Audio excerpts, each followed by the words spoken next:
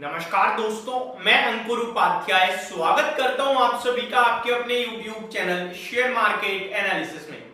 एक बार फिर से कंपनी ने निराश कर दिया है दोस्तों। स्टॉक का नाम है एशियन पेंट एंड अनफॉर्चुनेटली कल ही मैंने इस स्टॉक पे वीडियो बनाई थी लॉन्ग टर्म इन्वेस्टमेंट के लिए खरीदारी की। अनफॉर्चुनेटली वर्ड मैंने इसलिए यूज करा क्योंकि वीडियो के तुरंत बाद रिजल्ट खराब दिख रहे हैं। शायद 1-2% की डिप आ सकती है।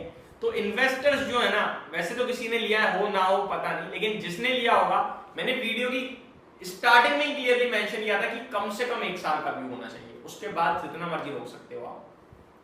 तो अगर गिरावट होती है तो लोग थोड़ा परेशान तो होते हैं। 2 चीजें बताना चाहूंगा, एक तो कंपनी के रिजल्ट्स और दूसरा कंपनी को लेकर आगे के आउटलुक्स। मैं एक ही चीज बोल सकता हूं कि रिजल्ट बेशक खराब है और वो भी एक फ्रंट पे, बाकी 3 फ्रंट पे ठीक ठाक ही दिख रहे हैं। एक्चुअली में नंबर्स को अगर आप डिटेल में समझोगे ना तो उतने खराब नहीं लगेंगे जितने खराब दिख रहे हैं, लेकिन खराब जरूर है। स्टॉक के प्राइस की बात करें तो प्राइस तो पहले से ही टूटा पड़ा है, पहले से ही पिटा पड़ा है। कितना और गिर सकता है? डेफिनेटली यहाँ पे लगभग 3% की गिरावट तक की गुंजाइश बन जाती है, और अगर ऊपर चला गया तो बहुत अच्छी बात है। मैं एक ही चीज बताना चाहूंगा अपने इन्वेस्टर्स को कि मेरा व्यू इस स्टॉक में स्टिल पॉजिटिव है। मैं यहां से 1 साल में इस शेयर में बड़ी तेजी देखता हूं, और मैं अपने व्यूअर से, एशियन पेंट के निवेशकों से सिर्फ इतना कहना चाहूंगा, क्वालिटी स्टॉक बहुत सस्ता मिल रहा है। इस शेयर में बैठे रहना, बेचने की जल्दबाजी मत करना। मुझे पता है आपके लिए बड़ी मुश्किल होगी ये करना, क्योंकि एक तरफ पूरा बाजार भाग रहा है, दूसरी तरफ एशियन पेंट जैसा शेयर टूट रहा है। तो अब मैं आपके साथ पहले एक एक करके चीजें डिस्कस करता हूं रिजल्ट्स की। पहले मैं रिजल्ट बताऊं तो कंपनी के नंबर्स दोस्तों आए खराब, क्योंकि कंपनी ने प्रॉफिट पेश करा है 1170 करोड़ रुपीस का, जिसमें बाजार का अनुमान थोड़ा ज्यादा था दोस्तों। मार्केट के एक्सपेक्टेशंस की बात करूं अगर मैं, तो ये आपका 1411 करोड़ के प्रॉफिट का अनुमान था, जिसके सामने 1117 करोड़ का आया है, 70 करोड़ का आया है। शॉर्ट में बताना चाहूं तो बाजार कह रहा था कि 10%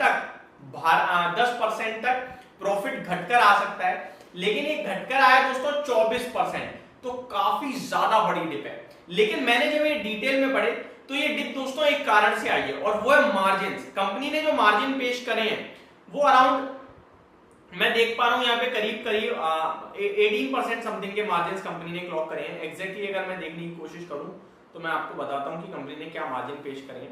कंपनी कंसोलिडेटेड प्रॉफिट, ये तो एबिटा हो गया आपका, एंड एबिटा मार्जिन 18.9% पे आए हैं। वहीं अगर बाजार के अनुमान की बात करें तो ये 21% पे आने के अनुमान था। तो मार्जिन में बड़ा डेंट पड़ गया है दोस्तों, जिसकी वजह से प्रॉफिट काफी कम हो गया है। अदरवाइज अगर मैं रेवेन्यू की बात करूं कंपनी के, तो अनुमान था 9096 करोड़ के रेवेन्यू का, जिसके सामने कंपनी ने जो रेवेन्यू पेश करा है वो 8943 करोड़ का है। तो यहां पे कोई ज्यादा बड़ा डिप नहीं है, 2.3% घटकर आया है, अनुमान 1% घटने का था। तो आप ये कह सकते हो कि जितना अनुमान था उससे एग्जैक्टली डबल सब कुछ घटा है। प्रॉफिट 10% अनुमान था घटने का, 24% घट गया। रेवेन्यू 1% घटने का अनुमान था, 2.25% घट गया। कामकाजी मुनाफा 1950 करोड़ पे आने का अनुमान था, लेकिन उसके सामने कामकाजी मुनाफा आपका जो कंपनी ने पेश करा है वो मैं आपको एग्जैक्टली बताऊं तो कंपनी ने करा है एबिटा आपका, कंपनी ने 7000 स्टैंड अलोन प्रॉफिट है। तो एबिटा मैं यहाँ पे देख नहीं पा रहा हूँ एक्चुअली में, तो एबिटा के बारे में आपके साथ दोस्तों नहीं डिस्कशन कर पाऊंगा, क्योंकि एबिटा मेरे को इस कंपनी का नहीं दिख पा रहा है यहाँ पे। तो ओवरऑल देखा जाए तो नंबर काफी वीक दिख रहे हैं। नो डाउट स्टॉक टूट सकता है 3% तक, लेकिन आप एज ए इन्वेस्टर इस स्टॉक में बैठे रहिएगा, कोई दिक्कत का विषय नहीं है। 2 साल के निचले स्तर पे ऑलमोस्ट खड़ा है स्टॉक, ज्यादा से ज्यादा 2770 रुपए तक आ सकता है, बार बार वहीं आ जाता है, फिर वहीं से तेजी बनती है इस स्टॉक में।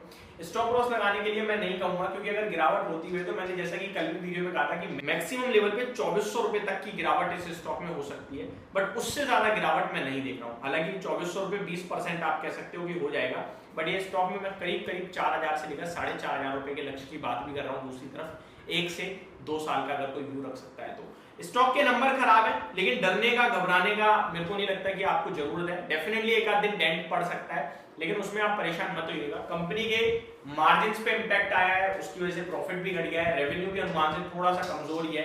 साल दर साल देखेंगे तो काफी ज्यादा बड़ी डिप है, और अनुमान के हिसाब से भी डिप है।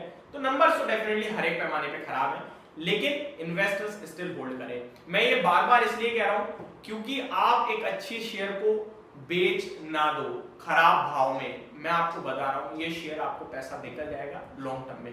अगर आपका शॉर्ट टर्म का व्यू है 3 महीने का है तो फिर ये स्टॉक 3 महीने के लिए खराब हो चुका है क्योंकि नंबर खराब आए हैं। तो ये मेरी तरफ से आपके लिए एक डिटेल वीडियो दी एशियन पेंट के स्टॉक पे।